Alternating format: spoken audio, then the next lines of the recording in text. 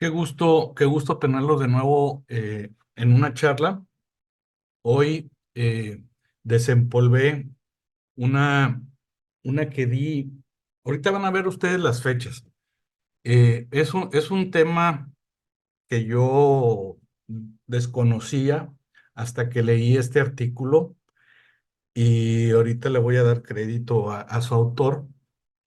Pero cuando me contactó, cuando nos contactó Henry a principios de semana buscando un voluntario para dar la charla del jueves, eh, pues yo dije, a ver qué tengo y checando en archivos viejos me topé con esta charla que di en su momento en la Sociedad Filatélica Regiomontana. Aquí ven ustedes la fecha, está basada en un artículo que se publicó en la revista Stamp del Reino Unido, increíble revista, yo soy fan de ella. Y todo lo que voy a presentar está basado en el trabajo de esta persona, Steve Hanna. Se publicó en agosto de 2015. Si alguien quiere leer el artículo, ahí va a estar y voy a tratar pues de darle justicia a su trabajo presentándoselos esta noche.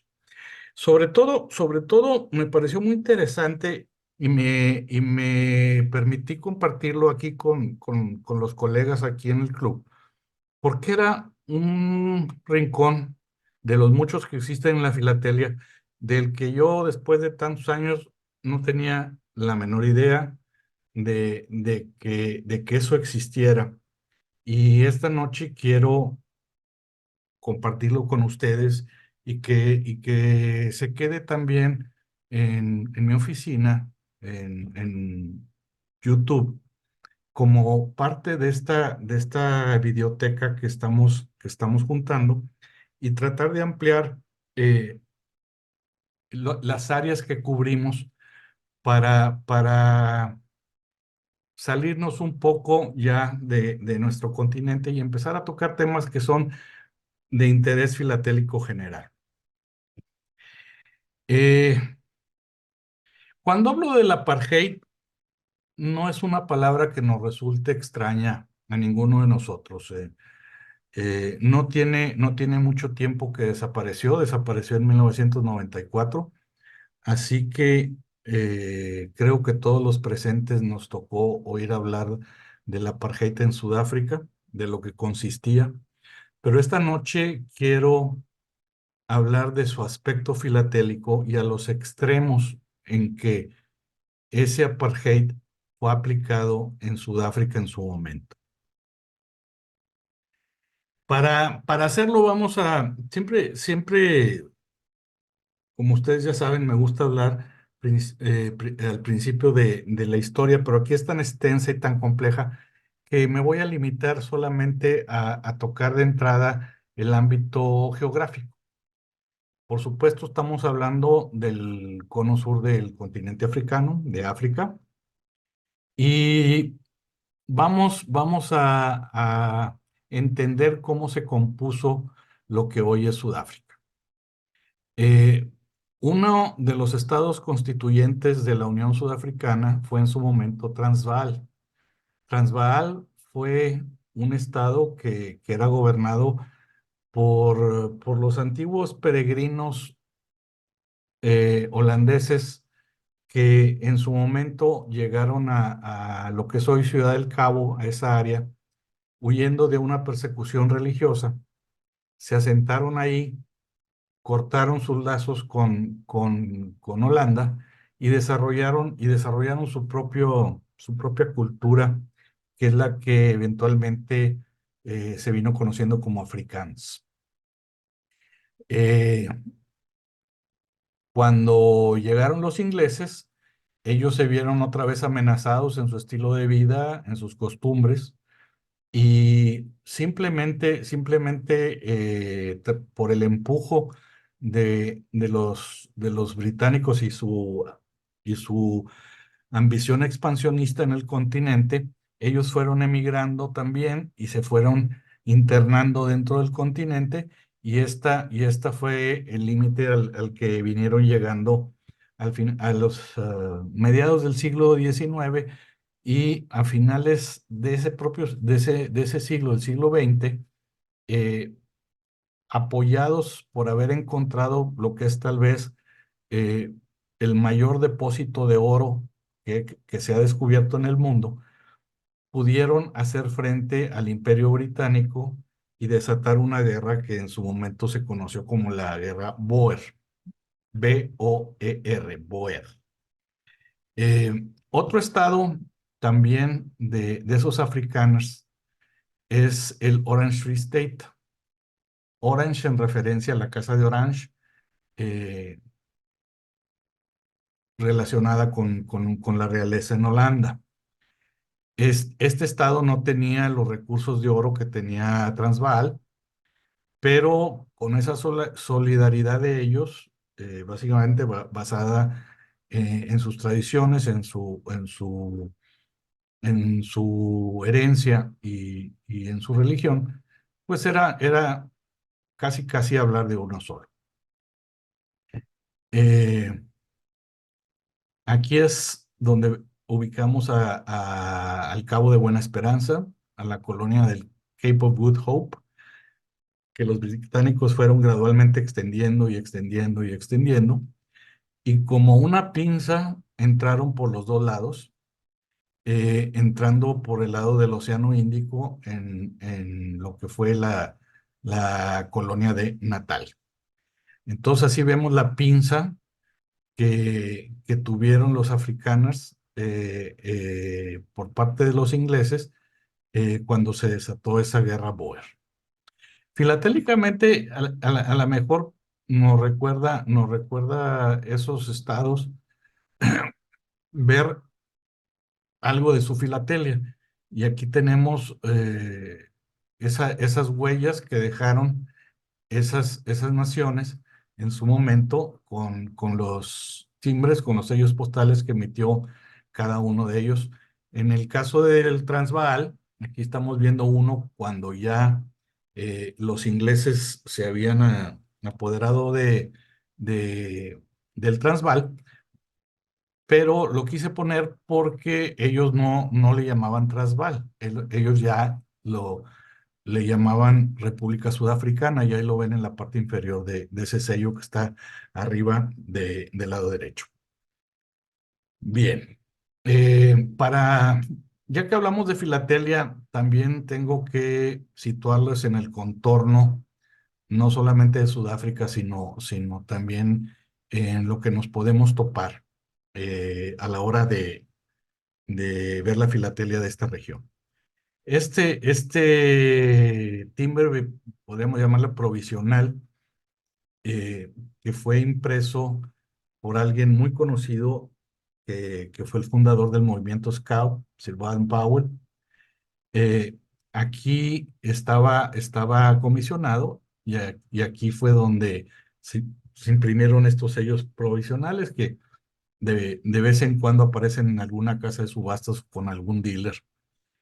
Mafeking son muy apreciados, sobre todo para los que siguen el escautismo. Aquí tenemos también un pequeño estado que los ingleses no les importó mucho hacerse de la administración porque son estados montañosos, y simplemente con que no los molestaran, con que no dieran guerra, eh, toleraron que siguieran existiendo como estados independientes bajo la tutela del Imperio Británico, pero realmente nunca formaron parte de lo que fue la Unión Sudafricana, y estamos hablando de estos dos, de Basutolandia, que luego fue Lesotho, que luego fue Eswatini, y de Suazilandia. En la parte norte, una región que no estaba muy poblada, los ingleses llegaron e hicieron un protectorado al que llamaron Bechuanalandia por seguir la tradición de ponerle el nombre de la etnia que era la predominante, la tierra de los Bechuana. Y también siguiendo la costumbre que siguieron en la India, donde primero se daba una concesión a una compañía particular para explotar una tierra que no era de ellos, se instaló en un principio el British South Africa Company en lo que es ahora Zambia y Zimbabue, y que posteriormente, gracias a su líder, por llamarle de una manera, a una persona que hizo mucho dinero en ese pueblito de Kimberley que vemos aquí, que fue donde encontró una mina de diamantes extraordinaria. Precisamente el diamante Kimberley se origina de ahí. Fue Cecil Rhodes y de ahí viene ese nombre de Rhodesia. Y tras ganar la Primera Guerra Mundial, eh, los ingleses toman el control también se lo quitan a los alemanes y lo adoptan y se lo agregan a lo que era la administración de, de la colonia del Cabo de Buena Esperanza. Entonces, este es el entorno en el que nos vamos a mover. Antes de entrar a la parte filatélica, vamos a ver la etnia. Y esto vamos a hablar de las etnias dominantes en el año de 1970. Aquí vemos el año de 1970 y aquí vemos la etnia dominante en donde se tomó como criterio el que en esa región hubiera más del 30% de esa etnia. Podemos ver que sí hay una presencia hindú, más que nada aquí en los alrededores de lo que es el puerto de Durban, en Natal, que entre paréntesis, ahora el nuevo nombre de esa provincia es KwaZulu Natal. Integraron los dos nombres, el nativo, el KwaZulu, y el que usaron los ingleses, y hoy se conoce como KwaZulu Natal. Pero en fin, aquí es donde estaban concentrados esos hindús alrededor de Durban. Ellos llegaron como apoyo para fortalecer la economía, eh, cuando ya los ingleses tenían prácticamente dominado el subcontinente de la India. Aquí vamos a tener que hacer una distinción. Cuando llegaron los africanos, los holandeses originarios, aquí vemos las áreas que es predominantemente blanca, en amarillo. Eh, Ellos no fueron los únicos que ingresaron a esta parte del continente africano en el momento que ellos llegaron. Eh, esta tierra sufrió una invasión por dos lados. Por el lado del Atlántico, por el lado sur, llegaron los holandeses a establecerse aquí, pero por el norte llegaron los zulus, que nosotros tal vez malamente, erróneamente, eh, percibimos a la gente de raza negra en África como si se tratara de un solo grupo étnico, pero es un error total. O sea, eh, eh, la distinción que hace este mapa es muy clara. Aquí hay una área que ellos lo definen como los coloreds, que básicamente lo podríamos traducir, pero erróneamente, como mestizos. No son mestizos, son simplemente de un color moreno, de un color negro claro. Y esos eran los habitantes originales de esta parte de África. Esas tribus de color moreno, entre los que se encuentran los famosos Bushmen, eh, fueron pues hechos sándwich. Los emparedó por un lado los holandeses y por el otro lado los zulus que llegaron a esa área desde el norte. Eh, Aquí, eh, para lo que es la estadística de la Sudáfrica del apartheid, los homelands. Los homelands es algo que ellos crearon. Es básicamente un lugar que ellos destinaron para tratar de reubicar o para tratar de zafarse de la responsabilidad que tenían de velar por el desarrollo de esos lugares y básicamente se les concedió un tipo de autonomía, como en su momento los ingleses lo hicieron aquí con Lesotho y Suazilandia. Entonces existió en su momento eh, una homeland, una patria, por llamarlo de alguna manera, que emitió sus timbres en Venda, otra en Siskiyou, que es acá en esta área del Océano Índico, ya casi llegando con el Atlántico, una muy extensa en el norte, que son todas estas áreas separadas, que en conjunto se bautizaron como Boputaswana, y finalmente la otra que alcanzó a hacer sellos postales fue otra que está aquí pegada con Lesotho, en el sur, que es Transkei. Todas estas patrias, por decirles de alguna manera, todos estos homelands, jamás fueron reconocidos por la UPU ni por ninguna otra nación. Entonces, aunque sí vienen catalogados vaya, por Scott, por algunas otras publicaciones, estos jamás fueron sellos postales autorizados y y nunca tuvieron reconocimiento de la UPU, por eso ni siquiera podemos catalogarlos como nocivos, más bien los tenemos que catalogar como etiquetas, no estampillas, etiquetas, como una etiqueta de la tuberculosis, para dar un ejemplo. Sin embargo, internamente sí se usaron. Tenemos como este caso del sobre registrado, que va de alguna parte de Transkei, de solo, dirigido a Johannesburgo en el año 82. Casi todo lo que existe es correspondencia interna. Existe algunos, me tocó ver cuando actualicé esta charla en eBay, algunas piezas que van dirigidas a Alemania, pero realmente yo creo que esos fueron un error o un descuido por parte de las autoridades postales en que las confundieron con alguna otra nación africana. Pero realmente la UPU nunca consideró a estas patrias o estos homelands como naciones.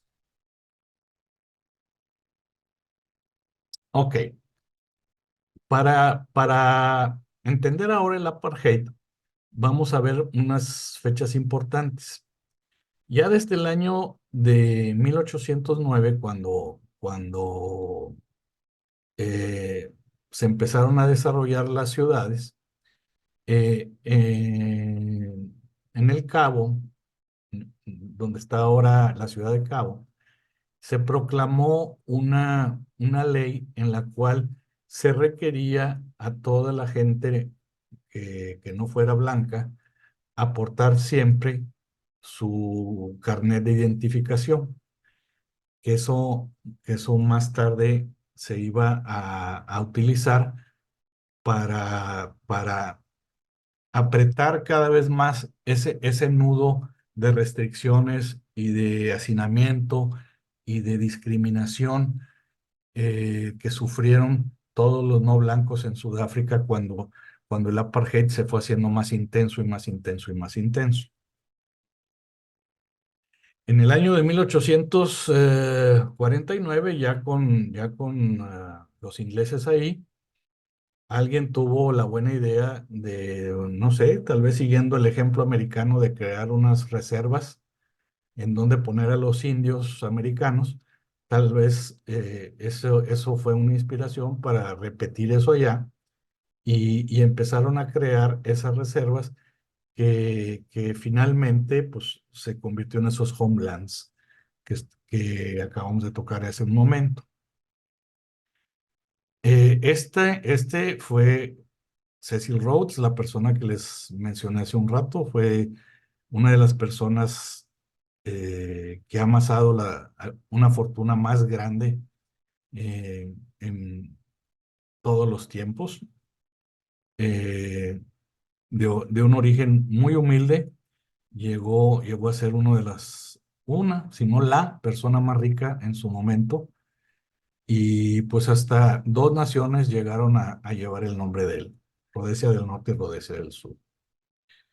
Él, como lo que le interesaba más que discriminar o no discriminar, era que trabajaran sus minas.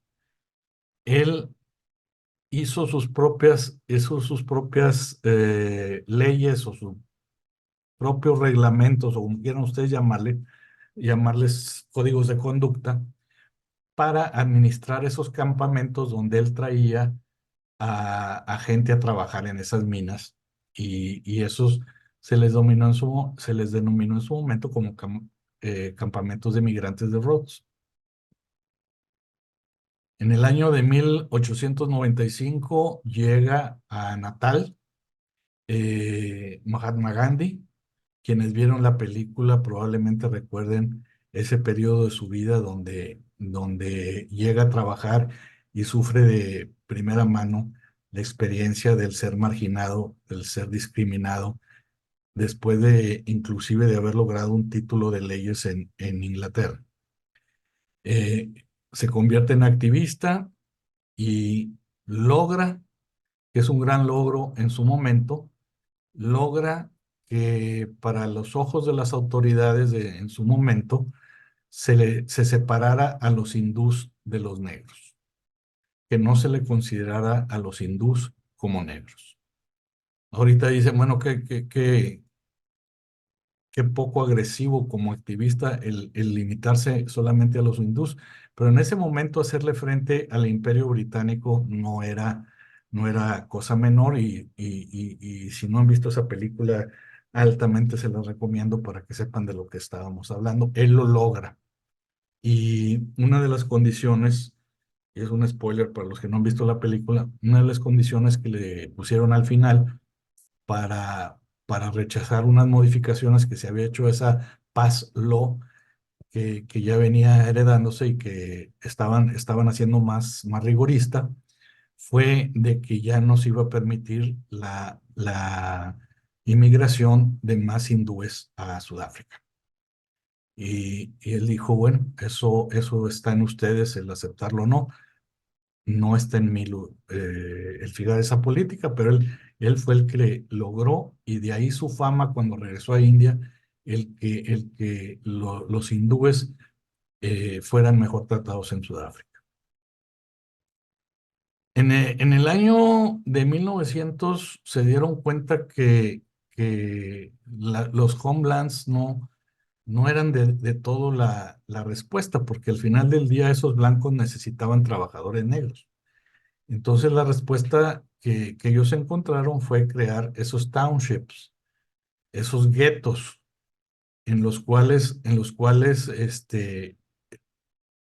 debían obligadamente vivir la gente que no fuera blanca y que normalmente estaban en las afueras de las ciudades donde residían los blancos. En 1905, hablando ya de Filatelia, en esos townships se abren las primeras oficinas de correos.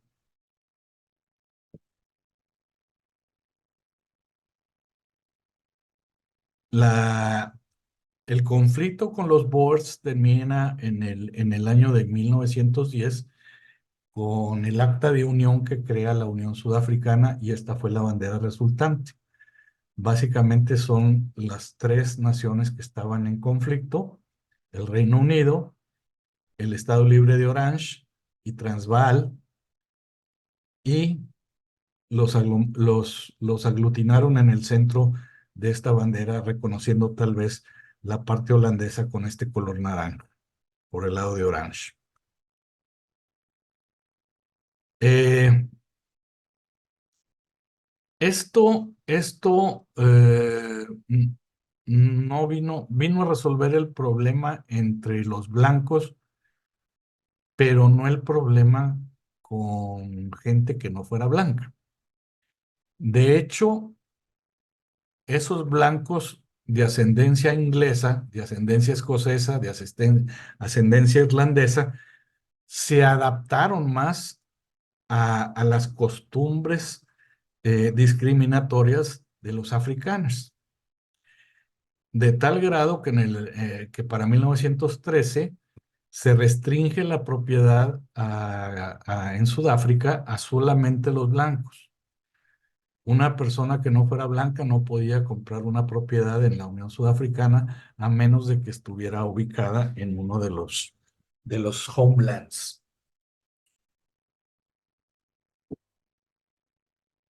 Eh, en el año de 1923 eh, se segregan esas tierras para, para hacer básicamente eh, que los no blancos tuvieran que mudarse o vivir en esas tierras designadas para ellos. Las cosas empeoran cuando en el año de 1924 triunfa un partido ultraconservador, el Partido Nacional, únicamente de blancos, Partido del Trabajo únicamente de blancos, o no sé cómo traducirlo realmente, pero ustedes lo ven ahí. Ellos ganaron la mayoría, obviamente nada más los blancos votaban. De tal manera que ya con el poder legislativo en la mano y con ese control, se declara exclusivamente al inglés y al afrikaans como lenguas oficiales y por ley tenían que usarse en cualquier documentación oficial conjuntamente. Para eso, olvídense de todas las demás lenguas locales. Pero fue esta persona, David François Malan, que también tiene cara de maldito, no sé si sea genético eso, si ese odio se refleja en la cara y los hace adoptar una cara de pocos amigos.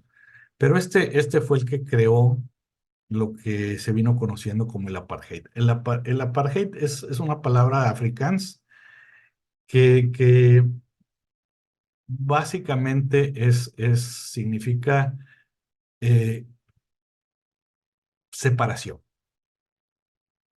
separados.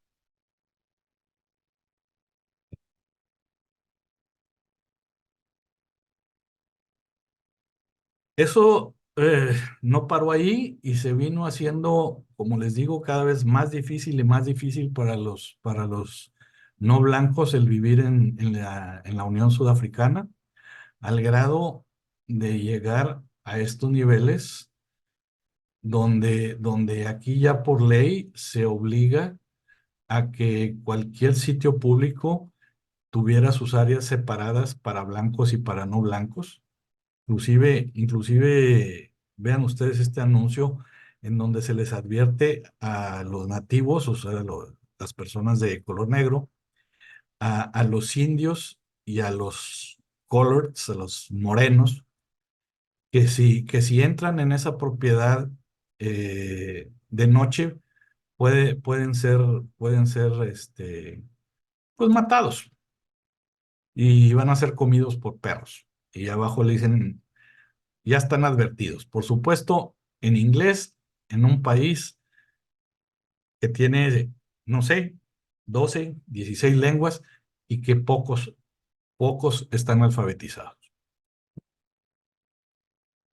Eh, cuando viene la cascada de países nuevos, de nuevas naciones en Sudáfrica, eh, perdón, en África, en todo el continente, Sudáfrica se siente amenazado por todo esto, por todas estas naciones en donde los líderes de estas naciones son personas negras y para no verse inmiscuido en políticas con gentes que ellos consideran inferiores, simplemente en el año de 1961 renuncia a la Commonwealth.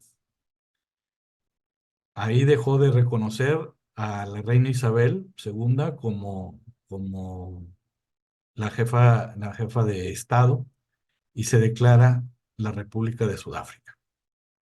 Seguimos aquí con imágenes donde vemos todos estos carteles, estas entradas donde por ley estaban obligados a que hubiera una entrada para blancos y una para no blancos. Esto, por supuesto, a la Sudáfrica del apartheid le trajo un ostracismo mundial. En todos los confines, por todos lados, se crearon elementos de protesta. Yo me acuerdo que la primera vez que estuve en Inglaterra en el año de 1980, yo estuve en la Plaza de Trafalgar y yo participé en una protesta contra Sudáfrica. Les tengo que confesar, porque me encontré en medio de la protesta. ¿Y por qué estamos protestando contra el apartheid? Ahí me quedé un par de horas protestando. Aquí vemos al arzobispo Desmond Tutu, que en su momento fue la voz que le recordaba al mundo que el apartheid existía y que estaba vigente. Y me gustó este póster porque aquí se ve dentro de lo que es el área deportiva, el área académica, el área cultural y el área económica, todos los golpes que se le daba al apartheid, ya sea por medio de boicot o por medio de una acción política, de un movimiento de protesta, y cómo se fueron cerrando al pasar las décadas la- la- y se fue estrangulando a Sudáfrica hasta que se vio obligado a terminar con esa política del apartheid. No podemos hablar del final del apartheid sin hablar de Nelson Mandela. Nelson Mandela no fue el único activista, pero sí fue el más famoso. A él se le detiene y se le encarcela por motivos políticos en el año de 1962, donde permanecería encarcelado por 27 años y en 1990 es por fin liberado. Ya no era posible mantenerlo cautivo. Y finalmente, en el año de 1994, se da fin a las políticas de apartheid. Gracias, y tenemos que aquí darle crédito también a Mandela, pero también a Frédéric Leclerc, que es el que estamos viendo aquí sosteniendo su mano junto con Mandela. Es muy, es muy fácil, es muy fácil acordarnos de los que les tocó crear. En este caso, Mandela es alguien que creó. Ha habido muchos otros en diversas partes del mundo que han creado algo. Simplemente en nuestros países, en América Latina, la veneración que sentimos por nuestros héroes de nuestras independencias, la conocemos todos, pero se pierde en la historia a quien le tocó desmantelar más que crear. Y aquí creo que no debemos olvidar que no hubiera habido ese fin del apartheid si Frédéric Leclerc no se jugara todo su capital político y, y presionara a una nación renuente a terminar con esa política que tanto daño les estaba haciendo. Mismo caso fue el que le tocó vivir a Mikhail Gorbachev en la caída de la Unión Soviética.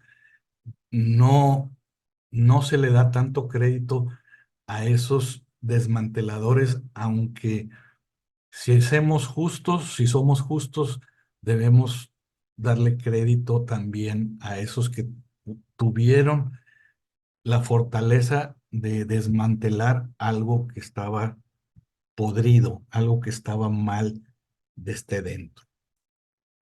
Bien, y con esto último que les voy a mostrar, quiero darles el punto final, no de la conferencia, de la charla de hoy, pero sí de este paso por lo que es eh, la historia de Sudáfrica. La bandera que estamos viendo arriba es la del Congreso Nacional Africano y la de abajo es la de Unión de Sudáfrica, que como vimos se hundió en ese país desde la terminación de la Guerra Boer.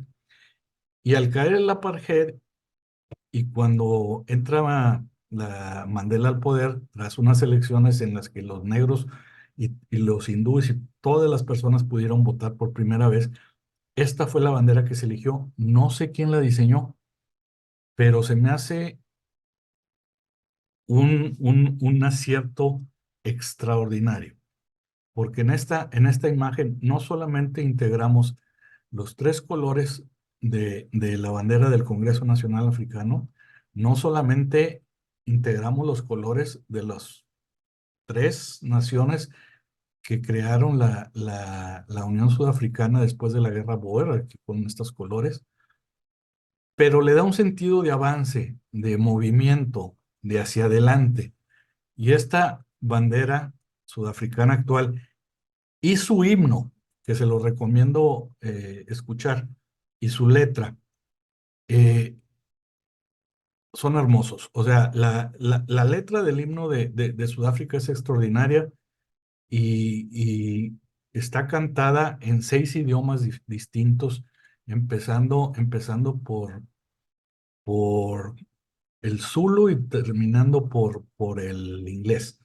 Pero es muy bonito ese himno de Sudáfrica. Eh,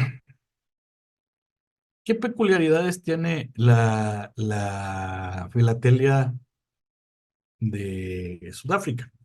Que a diferencia de otras naciones donde manejan dos lenguajes para identificar a sus estampillas postales, como podría ser el caso de Finlandia o el caso de Albania, aquí ellos optaron por usarlos en pares, en donde en un lado estaba el afrikaans y del otro lado el inglés.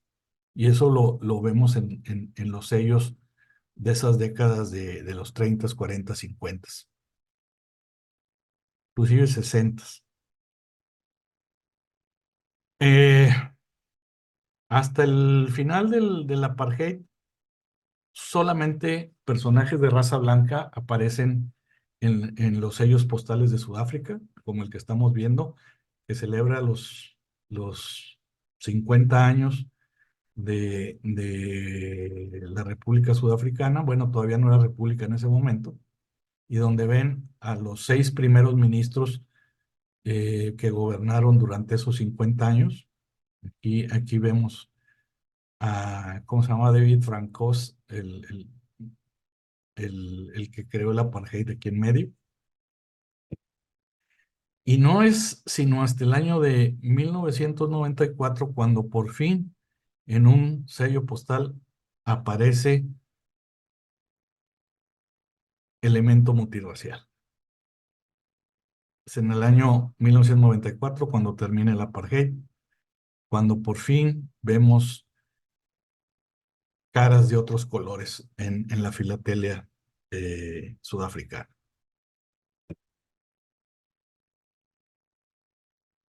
Eso es seguido por un timbre conmemorativo a la toma de protesta de Nelson Mandela como el primer presidente elegido ya por toda la población, y es la primera persona no blanca que aparece en un sello postal sudafricano. Un año después se le da su justo reconocimiento a la población hindú, y justamente también se le reconoce a Mahatma Gandhi su logro, que fue 70 años antes, eh, y es el primer personaje de ascendencia hindú que aparece en un timbre sudafricano. Ya entonces, ya eso de poner los dos idiomas ya se había simplificado para fines de identificación con ya nada más las iniciales, y en la actualidad ya no existe eso. Y podríamos decir que aquí termina todo. Podríamos decir que no les he contado nada que ustedes no supieran. Y esta es la parte del artículo que me sorprendió a mí y es lo que vamos a estudiar ahora. Esa segregación entre los blancos y los no blancos. Vamos a ver en Filatelia a los extremos a los que llegó ese apartheid. Aquí vemos una oficina de correos en los años 20. Vean ustedes ese muro que existía entre la ventanilla destinada a los usuarios blancos y a los no blancos. No era suficiente que tuvieran una ventanilla distinta, no.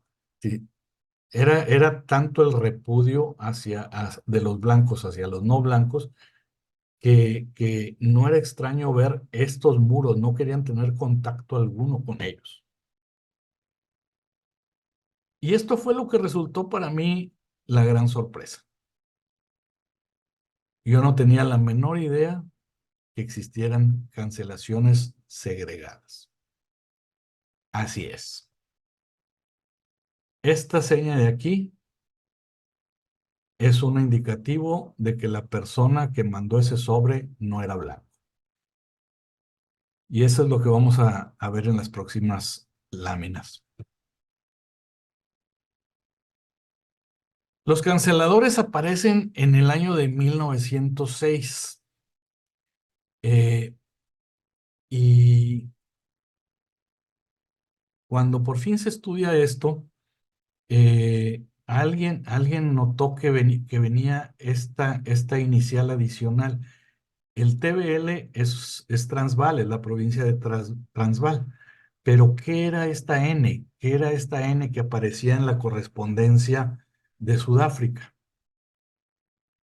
Lo podríamos confundir con norte. Digo, no era raro, sobre todo, por ejemplo, en Londres, agregar un punto cardinal. Pero no. Excavando un poquito, hurgando un poquito, vemos que esto significaba nativo o no blanco, o no, exactamente no blanco. Eh, El 1 de julio de 1914, no solamente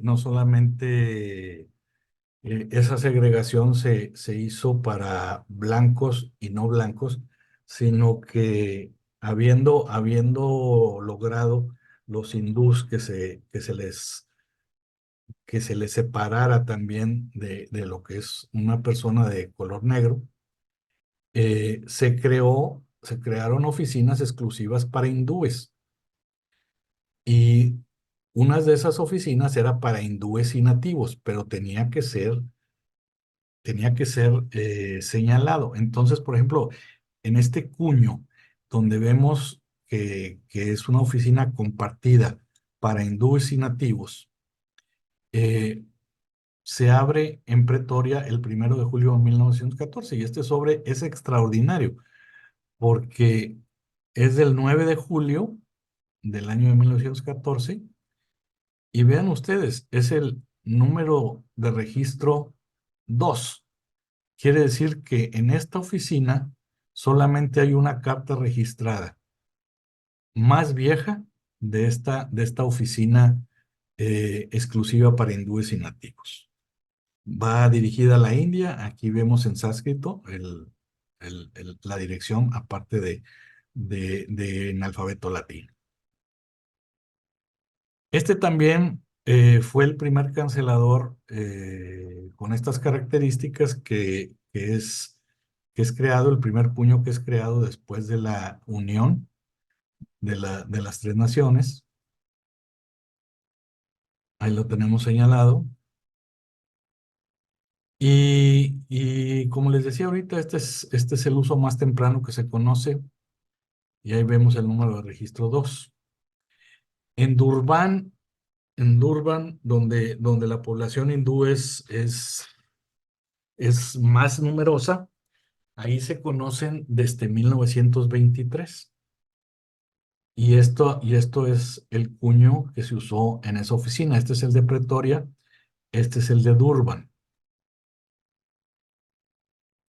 Sin embargo, en el caso de Durban existía una oficina para hindúes desde 1884, nada más que no se le designaba como tal. Ya los hindúes sabían que había que ir a esa oficina para mandar su correspondencia.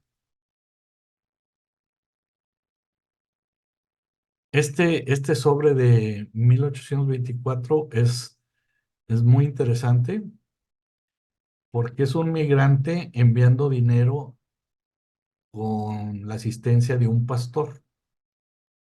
Aquí vemos el nombre del pastor, el reverendo Duffy. Y aquí esta persona, obviamente no blanca, y trae el sello de que tuvo que ir a que lo atendieran a una oficina no para blancos, le está mandando dinero a cargo de un misionero a alguien más. ¿Y cuánto dinero le estaban mandando? Le estaban mandando 5 chelines con 6 peniques. Una encomienda, si quieren verlo de esa manera. Este tipo de correspondencia en donde va de un nativo a otro nativo es extremadamente rara y lo subraya mucho el autor en su artículo. Eran muy pocos los nativos que estaban alfabetizados, no sabían leer, no sabían escribir. Entonces es rarísimo encontrar correspondencia de un nativo dirigida a otro nativo. También hubo oficinas en esos townships, se los mencioné. ¿Y cuál es la manera de detectarlos? No existía entonces la palabra township, sino la palabra que ellos usaban era location, y en los dos idiomas esto era como se abreviaba, LOC. En este caso estamos hablando de Kimberley, donde estaban las minas de diamantes de Cecil Rhodes, y Bloemfontein en el estado libre de Orange, que es donde estaba la sede del Poder Judicial. Recordemos que en Sudáfrica, la capital, los poderes tienen su sede en diferentes ciudades. El legislativo en Ciudad del Cabo, el ejecutivo en Pretoria y el legislativo aquí en Bloemfontein. Cada estado tuvo su rama de gobierno. Por lo que concierne a Kimberly, se conocen 7 marcas. El periodo de uso fue de 1921 a 1953. En el caso de Bloemfontein, se han detectado 5 marcas, empezando en 1925, pero no se sabe cuándo terminaron. Sigue en duda hasta qué año llegaron. Aquí vemos otro caso donde aquí se, se abrevió diferente: Oficina de No Europeos, Non-European Office, o su equivalente en Afrikaans.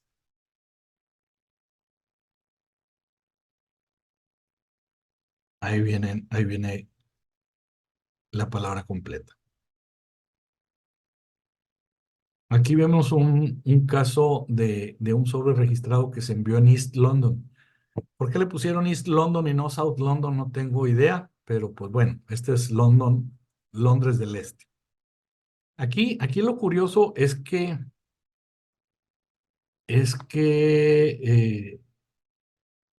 ya aparece un sello de registro indicando que se trata de una oficina para hindúes y nativos.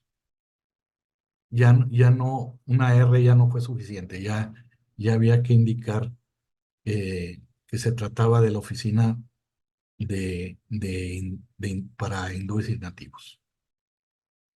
Llama la atención que no es bilingüe. La ley de 1925 obligaba que hubiera sido bilingüe. Eso se les pasó probablemente aquí. El uso más temprano que se conoce es de 1933. Este que estamos viendo aquí es de 1938. Para paquetes existen este tipo de marcas. Esta más o menos se puede datar, se puede colocar en el tiempo en 1938 y se originó en un pueblo llamado Springs, en Transvaal. Eventualmente en la provincia de Natal eh, se abrevió distinto el no europeo y se utilizó la palabra en Zulu, que es la común en Natal, Bantu, que literalmente significa negro. Entonces, esto aquí podemos leer Durban negro, tanto en el cuño como en el sello de registro. Estos aparecieron alrededor del año de 1939. Se han detectado 7 cuños, 7 canceladores.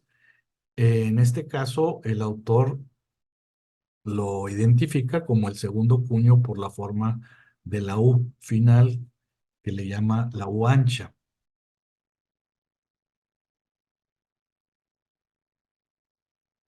Este caso de este sobre registrado de 1953, también enviado en Durban, es un misterio porque eh, no, aunque trae una etiqueta de registro de la oficina para no europeos, el cancelador no indica, simplemente dice Durban, no dice Durban Bantú ni Durban Non-E, no, simplemente dicen Durban. Entonces, esto pues abre el campo a muchas especulaciones sobre la naturaleza de este sobre registrado y una que algunos interesados en este tema manejan es que este 103 correspondía a la oficina de no europeos de Durban en ese momento y que debe de agregarse a la lista. Sin embargo, no hay evidencia contundente de que esto sea realidad. Podemos hablar de muchas otras, de que usaron se fue sin cancelar y lo cancelaron después en la oficina central, no sabemos. La práctica se extendió también más allá de lo que fue Sudáfrica, también alcanzó a lo que hoy es Namibia, que era África del Suroeste, que fue un territorio que obtuvieron los ingleses después de la Primera Guerra Mundial, pero que para fines prácticos Sudáfrica controló hasta 1966, cuando las Naciones Unidas se hacen cargo de la administración pública. Y ahí estuvieron ¿cómo se llama? Las Naciones Unidas hasta 1990, cuando formalmente ya se crea la nación de Namibia que conocemos el día de hoy. Y esta es el tipo de canceladores de cuños utilizados en poblaciones de lo que es hoy Namibia en su momento. Entonces, ya para terminar, vamos a hacer un resumen de todos estos canceladores que existieron, todos estos cuños que fueron usados en su momento para segregar esa correspondencia. A mí el concepto de tener que llegar a extremos de segregar la correspondencia, no las personas, sino la correspondencia, es, es difícil, difícil en mi mente de entender cómo ese repudio hacia los no blancos llegó a estos extremos. Pero ahí tienen ustedes la lista de lo que se conoce o lo que se conocía hasta el año de 2015, cuando se publicó este artículo. Eh, Como menciona acertadamente el autor, todos estos materiales, todas estas cancelaciones no son caras. La dificultad aquí es en encontrarlas porque eh, ¿quiénes de nosotros estábamos enterados de esto hasta el ver esta charla? ¿Quiénes de nosotros sabíamos de la existencia de estos sellos de segregación? nadie. Entonces, es material muy barato, pero muy, muy raro. Hay muchas dudas, hay muchas cosas que todavía están por resolverse. A lo mejor la lista no está completa, con toda seguridad no está completa, pero imagínense el reto que representa para alguien que quiera dedicarse a esta área a todas luces de filatelia social, de entender más este tipo de filatelia, el reto que significa dar con piezas para agregar a su colección. Y ya si le sumamos historia postal, no solamente son difíciles de conseguir, pero por ejemplo este caso de un township menor. Estamos hablando de Duncan Village. Este llegó a los medios en su momento porque en el año de 1985 una protesta fue, fue, pues, no atacada, pero fue suprimida a través de la fuerza, y terminó incendiándose ese township con un saldo de 31 muertos. Entonces ya quien se quiere especializar, pues este sobre de este township representa pues una adición a esa historia postal. Otra cosa que también a ese reto puede hacer todavía más grande ese reto es que aunque las oficinas rurales eran tan pequeñas que realmente no tenían los recursos para producir sus propios cuños de segregación, en la mayoría de esas oficinas rurales no se usaron. Entonces, son oficinas como esta pequeña en Lindley, eh, que está en el estado libre de Orange, donde de repente aparecen y aparecen estas cancelaciones en timbres comunes y corrientes y vemos Lindley, pero nos fijamos abajo y aquí están las notaciones de que se trata de correo segregado. Entonces, esto son apariciones que siguen todavía sumándose hasta nuestros días. Entonces, con esto llegamos prácticamente a lo que es el final de esta charla. Eh, este sobre, quise ponerlo al final, es un sobre de primer día que conmemora la toma de protesta de Nelson Mandela como presidente de Sudáfrica en el año de 1994. Y me gustó, me gustó esta hoja de recuerdo en donde se hace referencia a Nelson Mandela cuando muere en el año de 2013, en donde hace referencia a él como padre de una nación y conciencia del mundo. Si alguien no ha visto la película de Clint Eastwood como director que dirigió y que se llama Invictus, por favor véanla. Van a entender por qué Mandela es tan especial. Y con esto les doy las gracias, pero quiero hacer simplemente un reconocimiento a Correos de México, porque en su momento dejó huella del paso de estos tres aguerridos defensores de los derechos humanos, tanto de Mahatma Gandhi en el centenario de su nacimiento, de Martin Luther King, donde México emitió este timbre luctuoso poco después de su asesinato, justamente cuando estaban llevando a cabo las Olimpiadas. De hecho, esta palomita blanca es un símbolo olímpico de la paz y es un timbre luctuoso diseñado también por el que diseñó los timbres olímpicos. Es extraordinario este diseño.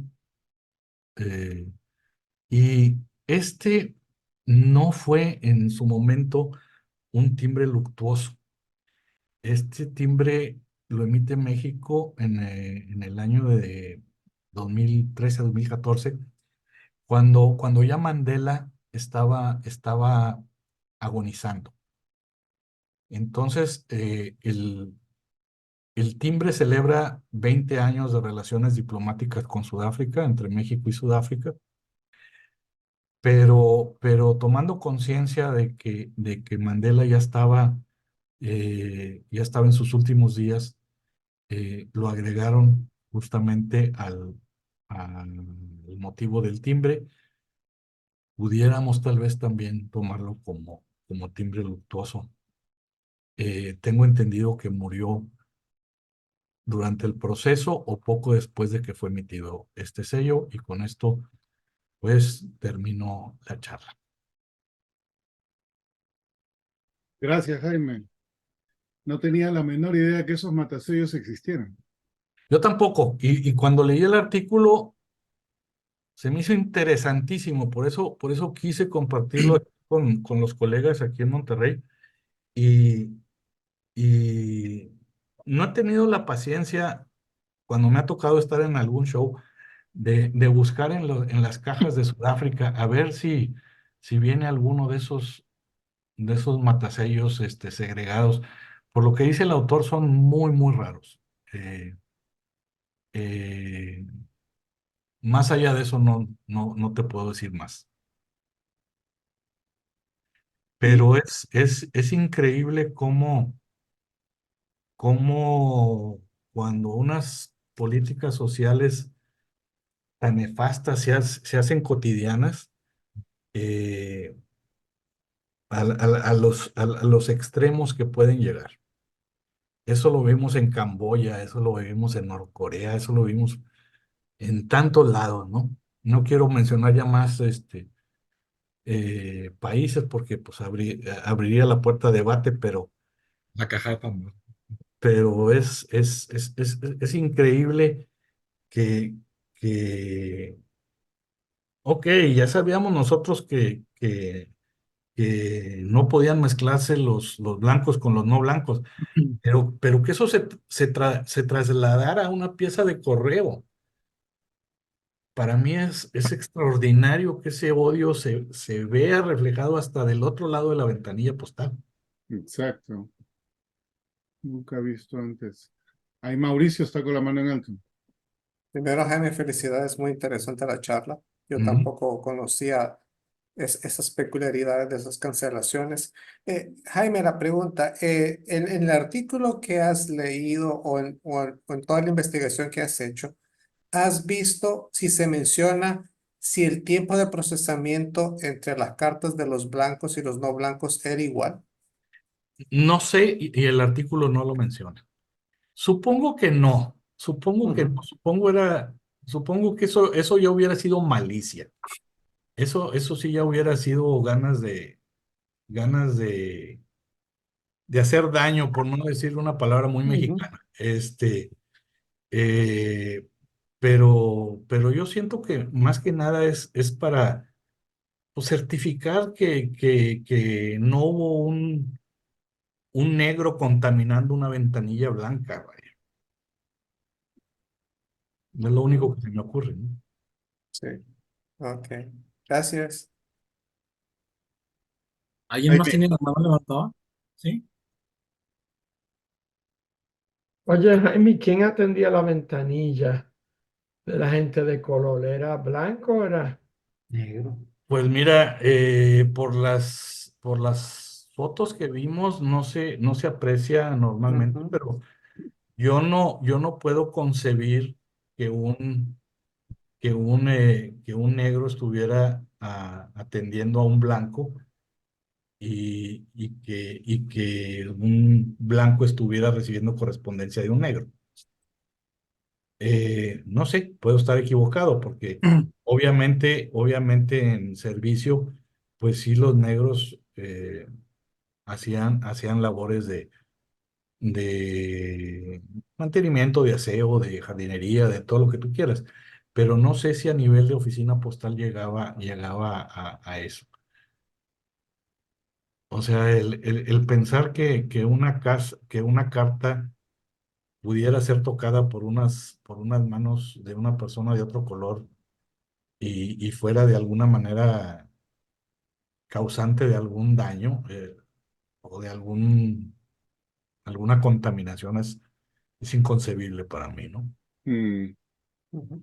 Jaime, eso me recuerda una vez que vi que en Estados Unidos, en la época de la segregación también, había incluso el maletín, una vez lo vi, un maletín de cartero en el sur, estaba dividido, porque las cartas de los clientes blancos iban en un lado del maletincito y en el otro tenía una marquita, color, y era la carta de la gente de color.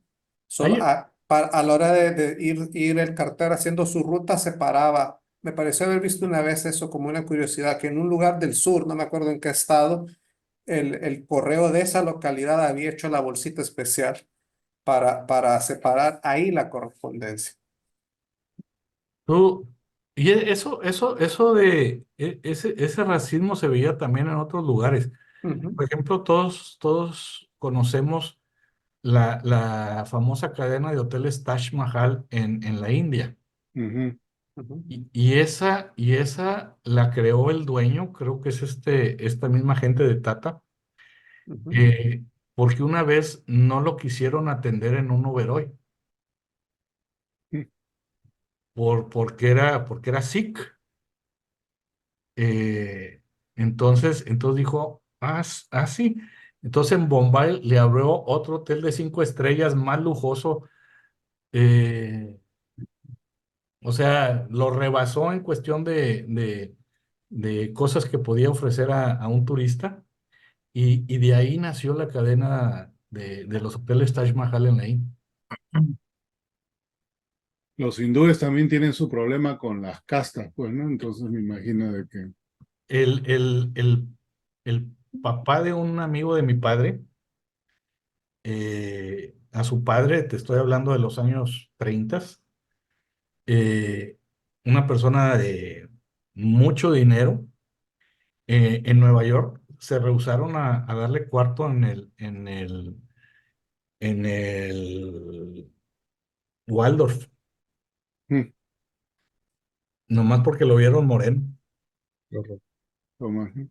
Carlos estaba con la mano en alto. Sí, Carlos. Carlos. Sí, perdón, por un momento no encontraba en dónde subir la mano. Nada más quería complementar un poco lo que dijiste, Jaime, y sí, cuando uno toma conciencia de este tipo de fenómenos sociales, da mucho miedo el poder que pueden tener las palabras, el discurso Ujú, político, que polariza las sociedades y que normaliza, como lo dijiste tú, ese nivel de odio, ese nivel de repulsión prácticamente, que a mí además me llamó muchísimo la atención lo que nos presentaste hoy porque está mucho del lado de la marcofilia. Y ya ves que últimamente pues he estado muy Es todo, Marcofili. Ujú. Y yo creo que sí, esa marquita de que era correo de que había sido enviado por estas personas, sí tiene mucho que ver con ese nivel de repulsión de que la carta que escribió esa gente no tocara la carta que yo escribí como blanco. O sea, a ese nivel llega verdaderamente ese discurso de odio. Entonces, pues sí, sí hace un poco de sentido. Económicamente hablando, por supuesto que no, ¿verdad? Digo, Pero no puedo hablar demasiado sobre el tema porque pues es un artículo de 6 páginas, tampoco es un libro. Pero yo me imagino tengo mi tienda, tengo una zapatería, tengo un hindú trabajando para mí. Necesito llevar esta carta al correo para un cliente blanco. Yo soy blanco, mi cliente es blanco, pero el que trabaja conmigo es hindú. mm, Entonces yo tengo mi duda de, lleva esta carta al correo. ¿A qué ventanilla le iba a llevar? qué La buena carta, la carta la está mandando un blanco y va dirigida a un blanco, pero el que lleva la carta es un hindú. Entonces yo tengo mi duda de que pues no me puedo formar con los blancos porque me van a regañar. pregunta. Voy a formar en la ventanilla de los hindús, pero no sé si eso a la hora que llegue la carta a mi cliente esté tan enterado como para ver que ¿cómo se llama? Que fue mandada por la ventanilla de los hindús. No sé, o sea, no tengo idea. A lo mejor Bueno, pero lo que acabas de dar es un ejemplo, Jaime, de que justamente estos sistemas en la práctica son irreales. O sea, no sé si te acuerdas de cuando las castas, que era mi tema de estudio, que di una conferencia en el Museo de Historia Mexicana. Es una de las primeras cosas que le digo. Cuando esto se lo quieren llevar a la práctica, pues surgen este tipo de situaciones en las que son, pues, o sea, no se pueden resolucionar, o sea, son paradojas, digámoslo así. Entonces, eso es una manifestación evidente de lo irracional que es todo esto. Y pues solamente eso sería todo. Y mira, en México, una notaria con la que trabajé y con la que tengo amistad allá aquí en Ramos Arizpe, en Coahuila, ella nació en un pueblo muy pequeño del estado de Durango. En su acta de nacimiento, identifican a su mamá como india. O sea, viene la raza en el acta de nacimiento.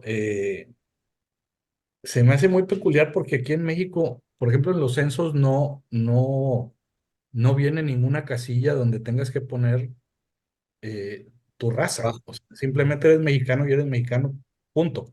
Entonces aquí en el resultado de un censo no te va a decir cuántas personas blancas hay, cuántas personas se creen blancas, cuántas personas se creen mestizas. No, en México se ignora, en México no, o sea, todos son estimados. Creo que el único indicador estadístico es si hablas una lengua indígena, eso sí lo preguntan. Eso sí, bueno, eso sí lo preguntan, Ese sería el único indicador. pero, pero vaya, yo es el único caso que he oído así de que en un documento oficial se haga referencia todavía, y te estoy hablando, pues ella me lleva 10 años, entonces en los años 40 todavía en un pueblito, todavía el registrador ahí del registro público, todavía le puso que la mamá era india. Registro civil. Cosa que ella, dice, a mí no me molesta, pero a mi mamá le, bueno, ya te imaginas cómo se puso, porque ella no es, o sea, estaba morena, pero pues, que le hubiera puesto el registrador que era india, era un insulto para ella, ¿no? Ah, qué anécdotas. Muchas Ujú. gracias. Otra preguntas o comentarios para Jaime. Pues ya vamos a Marco, poner, Ah, ya vamos a poner más atención cuando nos topemos con estampillas de Sudáfrica. Así es, las cancelaciones son las que nos van a dictaminar esta segregación. Incluso yo no, me parece que ni siquiera en los campos de concentración de la Segunda Guerra Mundial o algo así, no,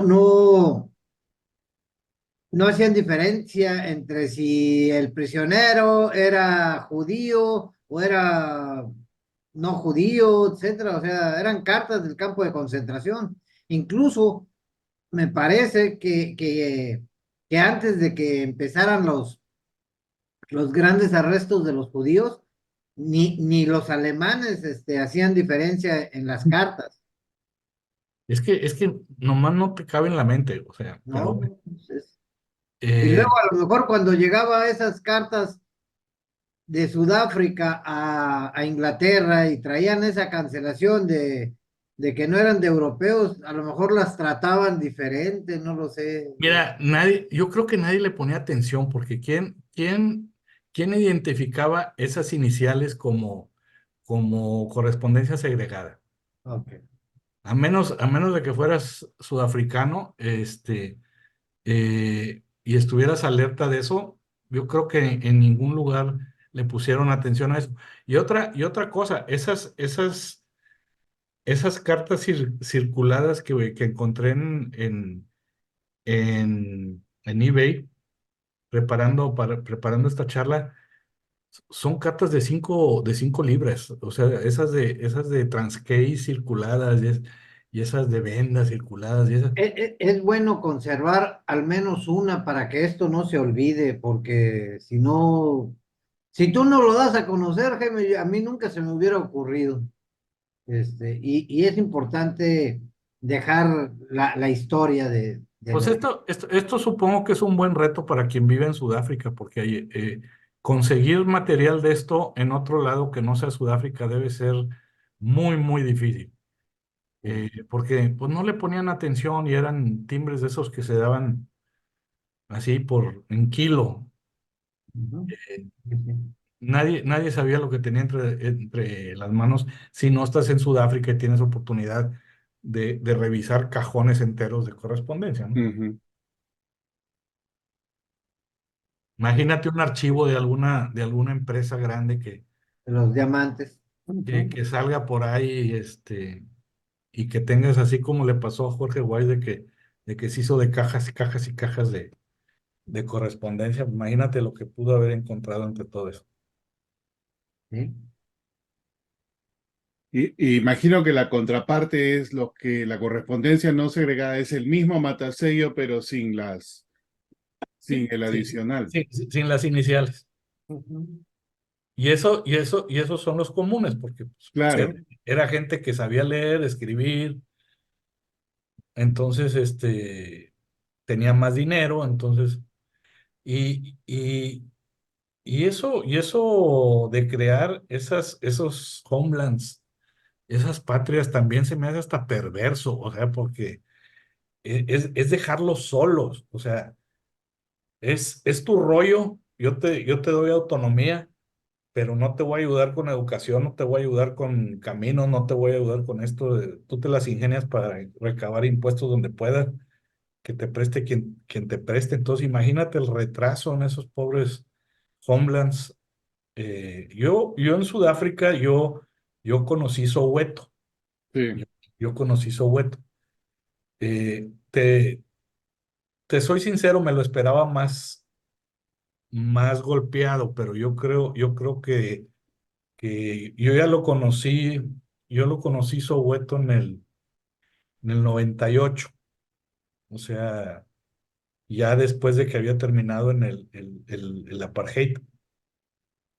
Y, y no te voy a decir que era un pueblo, o sea, así en auge, pero tampoco, o sea, sí tenía calles pavimentadas, hospitales, en fin, pero eso ya es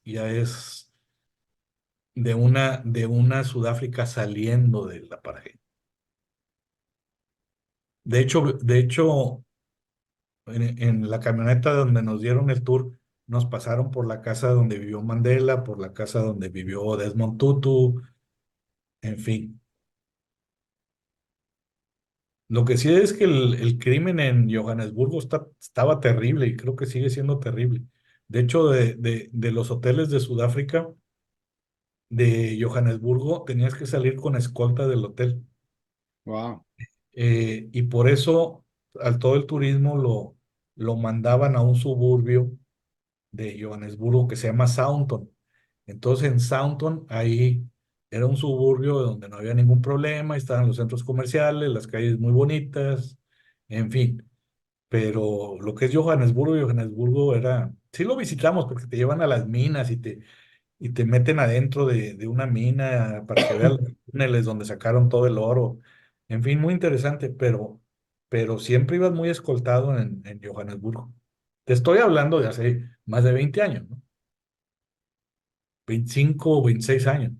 Claro, pero de todas maneras era más cercano a ese momento, a pesar de que ya había cambiado entonces. Sí, ya no me ¿Cómo habrá tocó sido? no me tocó a mí ver ninguna señal y vaya que estuve casi 3 semanas. Bueno, estuve 2 semanas en Sudáfrica, y lo recorrí por todos lados. No me tocó ver ningún letrero herencia del apartheid. Pero sí, a los que no han visto esa película de Invictus, véanla por favor, porque es extraordinaria y te hace tomar conciencia de lo que significó Mandela para esa nación.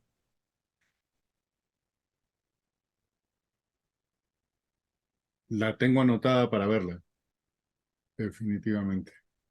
Y a Matt Damon está en ella. Sí. Ujú. Y es muy interesante como el deporte une y él lo usa eso para poder unir la nación. Es interesante. Ujú. Y te digo, fue un viaje de lo más interesante. Tuve oportunidad de estar en Robben Island, donde estuvo prisionero Mandela. Mandela. Uno piensa que las gafas de oscuras eran pues para verse así como Biden, ¿no? Así muy, muy cool. Pero no, es que a él lo ponían a trabajar rompiendo piedra en una mina de caliza, ahí en la isla, y es un material prácticamente blanco. Entonces, pues le destrozó la vista después de tantos años de andar tronando piedra por 10 horas diarias, ¿no? Claro. Ahí Mauricio está de nuevo con la mano en alto. Está en mute. Sí, está en mute, no puede salirse. Gracias. Ahí está. Perdón, es que les quiero compartir esto. Encontré lo de la bolsita que les decía.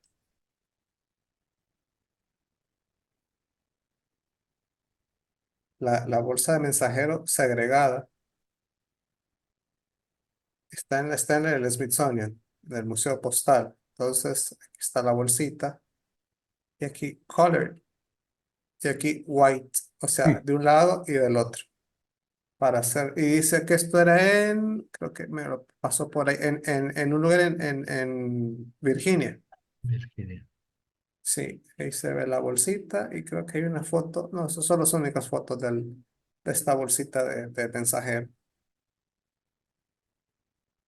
Increíble, ¿no? Ver todo eso ahora. Ujú, ujú, Bueno, lo positivo es que ya todo eso está en el pasado. Pero como bien dice Marco, es bueno guardarlo y recordar para no cometer ese error nuevamente. ujú. Eso es lo importante. Bueno, ¿algún comentario o pregunta final? No.